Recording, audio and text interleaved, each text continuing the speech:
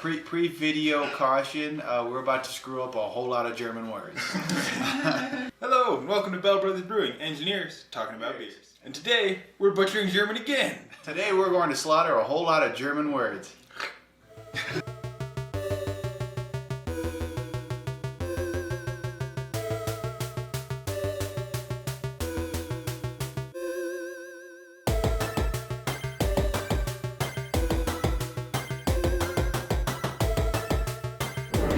So today we're drinking the doppelbock with Schlenkerla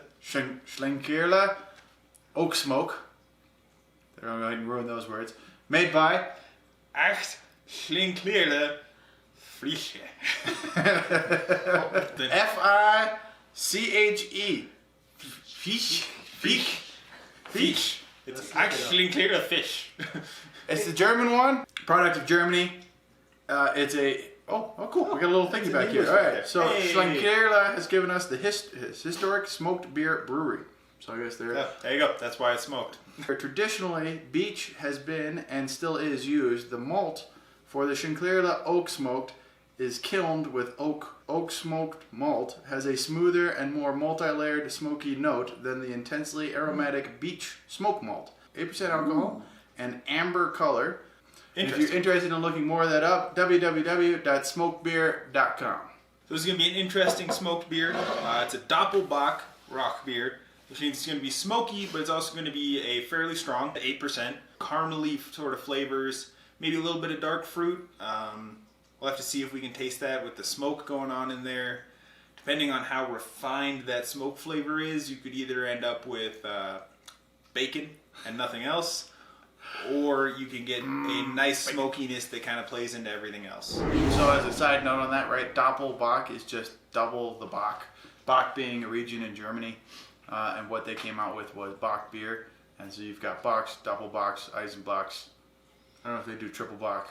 No, there's the someone with Maibach. Maibachs. Maibach, and so, there's a Kellerbach and a Hellesbach. Hellesbach. Yeah, that's right. So it's the young and the light. You got all these different German Bock beers, all out of that region, and so when you see that in your beer title, that's what you're getting as you're buying from that region and that recipe. We're drinking a Rauchbier, specifically one that says it's a Marzen style. So what is a Marzen traditionally there, Cody? Marzen is traditionally a lighter, malt-forward style, usually in the fest beer sort of category. It's near an Oktoberfest. Something in that range. You're mostly going to get toasty, slightly sweet, but it's not supposed to be a big sweet beer. It's supposed to be a pounder sort of style. Well, it's supposed to drink a lot. Yeah, right? It's a fest beer. So it's supposed to come in a big old stein. You're supposed to drink a lot of. This is the Echt Original Schlenkerla Marzen smoke beer. Considered a classic example in its category. We'll confirm that with BJCP later. Has been brewed for centuries in a Baroque town of Bamberg in Franconia, Bavaria, Germany. Production supervisor says, yes, it is considered the right style. For a 6B Rauchbier. For 6B Rauchbier. There you go. Following mostly ancient malting traditions, it's all select barleys are kilned over a fire of beechwood. So that's a big difference from the last one. The last one was oak. This one is beechwood smoke. At the Schlenkerla Maltings. Brewed in classic copper vessels and matured for months in 14th century cellars. So this is also aged like the previous one.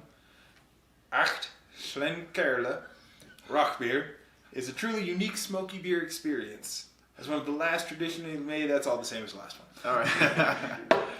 Go check out www.smokedbeer.com for more information. If you want smoky beer. Nothing makes me happier than a big old liter stein full of beer on a fest beer out cruising around.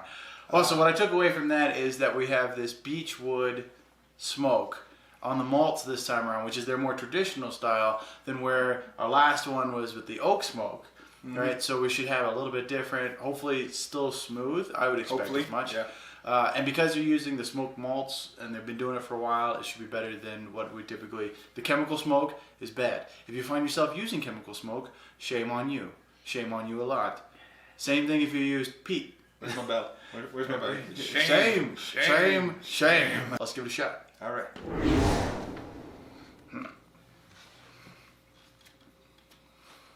unsurprisingly, the first aroma I smell is smoke, but not rough smoke. This is actually a nicer smoke. It's got a sort of mapley, almost. I don't know if I call that mapley. It's There's definitely a sweeter smoke to it. It's smooth, like they were talking about it in there, right? The way they're using it with the malts, it doesn't come off harsh or like barbecue smoke, that fake chemical smoke. It's molassesy. Molasses, really? It's yeah, molassesy. I think that's what I'm smelling. Not malolive.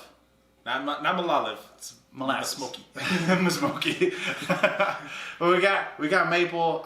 It does add a little bit of the sweetness. The molasses. I don't know if it's molasses to me, but I certainly smell that sweetness. It's really smooth. Coming off of that smoke aroma. It's not that chemical smoke that you normally can get. And typically, if a brewer is trying to cut corners, they will use chemical smoke instead of actually using smoked malts appropriately to get the smoke flavor. And that is obviously not in this situation. No. And if you smell something that smells like artificial smoke, don't drink it. I have yet to smell one that has an artificial smoke and taste it and be happy. So you can save yourself the pain. Don't do it. Right. Good color. Yeah, very much in that amber range that they were talking about. Some reddishness. Yeah, there are some red hues in there. Lacing really decently on the glass itself. Off-white foam head on that one. Small rocky bubbles. I'm not seeing much rockiness, but yeah, small. It's a small, fine. It's fine. It's not creamy looking, so I'm not expecting like a big body. I'm thinking it's going to be medium light, something in that range. Reasonable clarity, which I can see through pretty well. Yeah, there's a little something floating in there, but not much. So color-wise, right out of the gate, it's very dark. You got some red notes. It's like a dark amber with some reddish notes to it. There's a lot of red. When we hold it up to the light, like it shines through. It is definitively red. Yeah. Lots of red going on there, which is rather interesting. Because I wouldn't think usually like Marzen browner or amber. It's a very light, like a straw to a slight, very light amber. It's not a dark beer. Marzens are sort of in that orangey-ish range. Right. Yeah. Does it go all the way to a deep reddish copper? Deep red. So this is a deep reddish copper. Definitely deep reddish copper there. Yeah. So that's a Marzen Rauchbiers can actually go all the way to being a dark brown. And the lacing. I've got quite a bit of head on mine there, but not too bad. Probably still, I think maybe because it's not a doppelbock, probably in the 5% range. Did it have a percentage on here somewhere? See one, but I didn't look either. 5.1. There you go. Right on. Yeah. All right, 5%. So the lacing is sticking a little bit more, but it's not as alcoholic as the 8% of the doppelbock. The off white head. And would you call that one a little more rocky? It's definitely a little more rocky on this one. So there's some medium, small bubbles in the head, but it is sticking around. Yeah, I'm expecting this one to be a little higher carbonation than the Doppelbock was, and hopefully lighter body. Marzen should be a little lighter than a Doppelbock in body. And the aroma, right? Just like without even having to get your nose deep into it, you would already pick up some of those the smoky notes. Is there anything else coming out of that from when you were sniffing through? The smoke is different, so that's interesting. You can definitely tell that this is not the same smoke that the previous one was using. It's a little sharper, I want to say. It feels almost sharper than the previous smoke. The other smoke felt a little more mellow and smooth, and this one kind of feels like a little sharper to me. Yeah, a little brighter. I don't know if sharp, but bright. I would definitely say brighter. I think bright's the higher. It's brighter. Like oak gives you that deeper kind of tone. Mellows, if you're going to do it. Yeah, taking aroma, smells to sound, right? Yeah. That's where you are, right? So oak is the lower tones, and I'd say this birch is much more the beeches. The beech wood is a lot of the higher higher notes, the higher sound on that. So it's a higher frequencies. It's brighter in that sense. Mm-hmm. I'm not really smelling much other than that. There's a hint of sweetness, but really I'm just smelling the smoke. Yeah, it dominates the aroma. I don't think I could pick up much else. It would probably take some time for us to learn and appreciate, like sours, right? Yeah. Like when you first start to sip sours or smell sours, it's just, boom, sour, right? That's all you pick up. Mm-hmm. And then after years of putting it down, you're like, okay, now I can kind of pick up some of the nuances. I think smoked beers would take us a little longer to get through. Definitely. So for me, smelling it, just smoke. There's just a lot of smoke. There's a different kind of smoke, but it's still different smoke, but still smoke. Well, let's give it a taste. So hopefully the taste we're going to get here is not bacon. It takes me immediately to a campfire. Now, it does taste kind of like campfire bacon. So there is a large, porky kind of flavor to it. But it is like that real rich oak smoke. You're out in the backwoods, cooking on an open flame kind of deal. The smoke is strong, but it's not overly strong. So that is surprising. I mean, not surprising. You know, you expect a good brewery to make good beer. So it's not overly smoky. I am missing most of the doppelbock. There's a hint of sweetness, the hint of malty sweetness, and a little bit of that dark toffee caramel sort of flavor we were expecting, but not a lot. It's mostly covered up by the smoke. It's like a sheen. I don't know what else to say on that one. Oily? Slick? Yeah. There you go. Maybe that's the right word for it. So it does have an oiliness to the beer. Not horrible. It's not. I don't have a problem with it. It's not overly oily. Just different, kind of interesting mouthfeel to it. Maybe there could be a little bit of rye. It could have rye. rye Can in bring there. a little bit of oiliness to a beer. So maybe there's some rye malt in here. Doesn't say anything about it, but obviously not going to give away the recipe on the bottle there. Right, I wouldn't. The mouthfeel, it's I would say really reduced on carbonation, almost near towards flat. Yeah, Obviously, it is carbonated. It's carbonated. low Yeah. carbonation. It's really Low, smooth, medium low. It's in that very sense. light. The body is probably in the medium range because it is a little thicker, or maybe that it helps because you're having a little less of that carbonation. So less carbonation, even with a low to medium low body, kind of amps up that creamy richness, and there is a creaminess to it. Yeah, a little bit. If you swish it on your tongue, you kind of get a fluffy sort of feel. It's not bubbly, it's fluffy. Mm-hmm. I'm kind of interested. You can sort of taste the hop when you can't taste it till you swallow. But just like on the back of your tongue, there's a little bit of a hoppiness.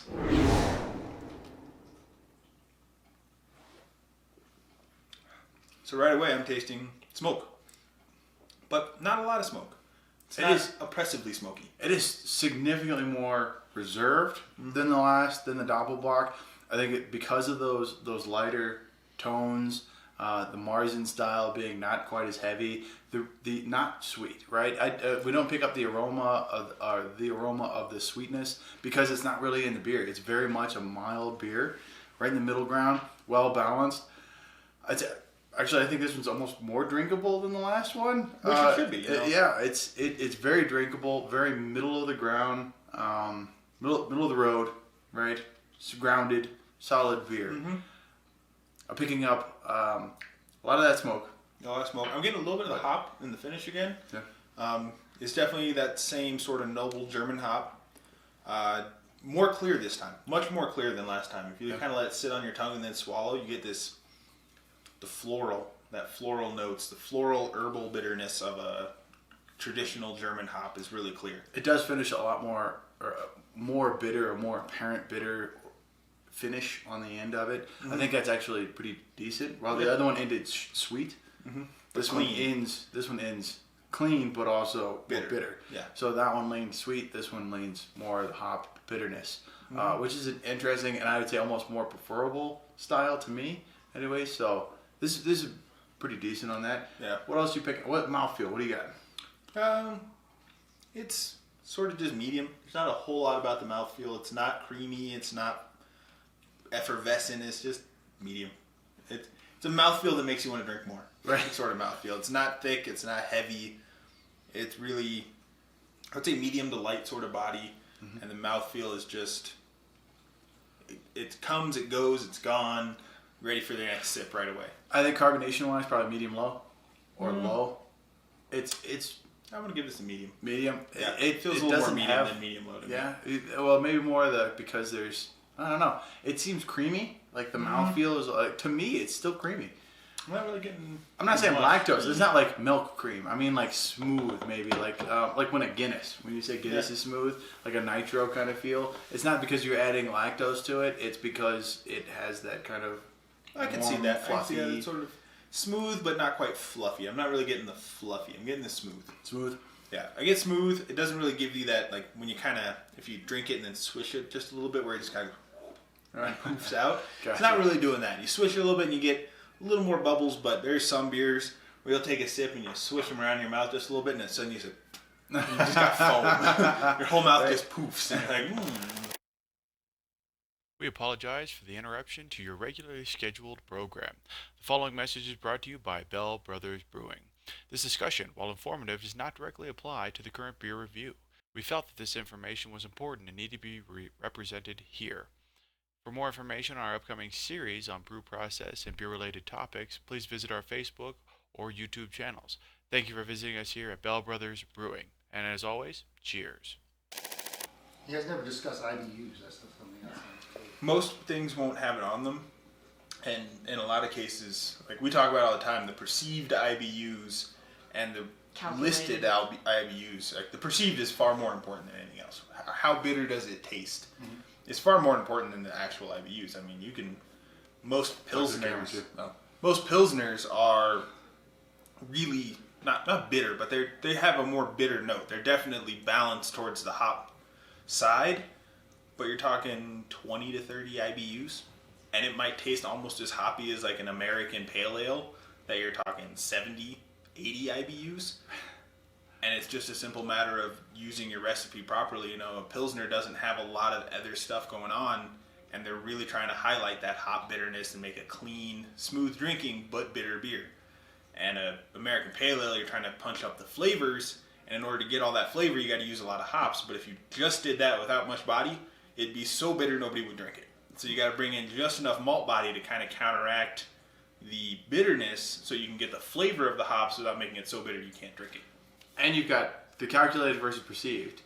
And pure calculated is just on hops, like ounces of hops and alpha acid you're putting into it, versus the type of hop, the type of beer that you're doing, and your water chemistry. Because your water chemistry can really punch that up too. So there's a wide variety of different issues with discussing that. That's why IBUs are only kind of useful. Right.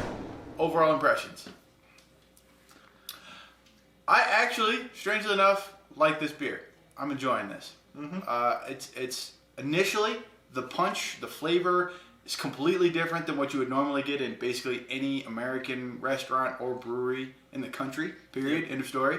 And so that radical change in the flavors is kind of an initial jump back. Oh man, that's like woo! That's a different flavor. You know what I mean? Like woo wee. That is strong. That is different. But once you get over that, right? Get a couple of sips in, or about halfway through the beer. Palate starts to kind of get to it. Palate adjusts and the smokiness kind of drops off, and you can taste everything else going on. The smokiness never goes away. No. But it's like sipping a really strong IPA. Over time, the bitterness kind of goes away. You can sort of taste everything else that's going on here. In this one, the smokiness, you kind of get accustomed to it, and you can really sort of taste everything else. And underneath all that smokiness is pretty good. Right. The smoky is still enjoyable. I'm not picking up any kind of alcoholic or alcohol flavors or aromas personally. It's really well hidden. So if you didn't know this was 8%, which is kind of dangerously high for a beer, you could probably drink 2, 3, 4 of these. Assuming you can handle the smokiness. Yeah, assuming you want to drink. If you really love you some smoke, you can pound these back without ever noticing. But it is like drinking bacon. Yeah, it's not quite bacony, but it's got that note. It's like sitting next to a campfire or smelling your clothes after going camping. So, yeah, I do enjoy it. I definitely wouldn't say that I'm gonna knock back a few pints of it on a regular basis. It's interesting. I do sort of miss, like, it's got the doppelbock flavor, but I sort of miss the richness of a regular doppelbock. I'm not gonna say true doppelbock. A regular doppelbock without the smoke. Usually you can get this nice, big richness out of it, and this just doesn't have that sort of big richness that I expect out of a doppelbock. Rauchbier from Germany. I haven't tasted anything quite like this in the stateside ever. I'm yet to find a brewery that can actually do a smoked beer worth anything in the States. And Bell Brothers is not going to be a brewery where you're going to find a smoked beer. Yeah, good luck with that one. I ain't doing it. We may experiment at some point, but whether or not it ever sees the light of day is a whole nother issue. Pretty unlikely. It's a risky beer. Overall, I really like this one. I would drink it more often than I did the Doppelbock. I think I actually like the Doppelbock a little more. Really? I like the bit more sweetness. Like, I think I would prefer a plain Doppelbock over the smoked Doppelbock, but I'll take a smoked Doppelbock over a smoked Marzen. I just preferred the bit more sweetness. I feel like it had a bit more interesting. This is definitely a better pounding sort of beer. Like, even with the complexity that the smoke brings to it, it's still easily a beer that you could put back, a couple pints of pretty quickly. Right. So if I was going for something I wanted to drink for volume, then yeah, I would go here. But I think in terms of base enjoyability, I enjoyed the smoked doppel a little more than this one. Yeah. And I think the mellowness, like you were talking about, the deeper sort of tones of the oak smoke, I preferred that. If you're looking for a decent smoked beer, make sure you head over to your local liquor stores. Try to find this beer out there. I would recommend staying away from any local microbrew or American-based brew to drink smoked beer because they just haven't figured it out yet. That being said, if you're looking for one of these beers and you're in Colorado Springs, go to Coltrane Liquors. That's where I found them. They have a huge selection of beer, so it's a great place to go if you're looking for interesting, weird beers. If you're trying to try something new, go to Coltrane. Not a sponsor yet. Coltrane, if you want a sponsor, we would love to have you up here, and you can help sponsor our beers. We need money. We're broke. We also take free beer. Also free beer. Now, if you happen to disagree with us and you think you know of a U.S.-based smoked beer that comes anywhere close to this, hit us up in the comments. This has been Bell Brothers Brewing, engineers talking about beers. Cheers.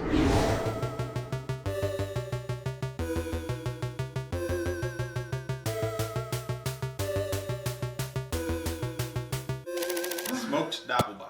Yeah, smoked down. Why? Because Cody can't find non-smoked beers when he watches the jar. Burn it out! Just wanted some You went to clean Coltrane. I just wanted some clean German beers.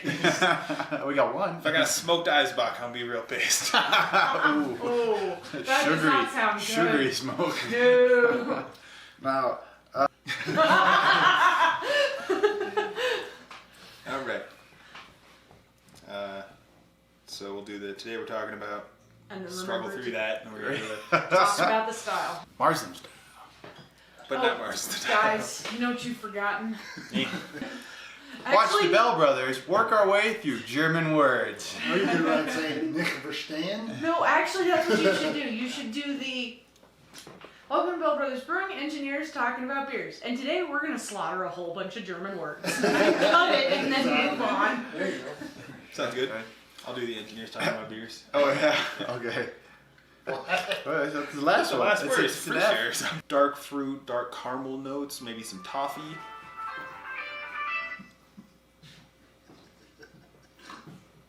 And we're back. And we're back. Side note on the IBUs, but back to your Rauch Yeah, beer, yeah, because it is a higher ABV than your Right. average German beer, like by a lot. That is almost double what an average Yeah, which we German beer typically is. see. Well, Okay, so, double. yeah. Well, yes, but so is there any perceived alcohol? So, Not that I know.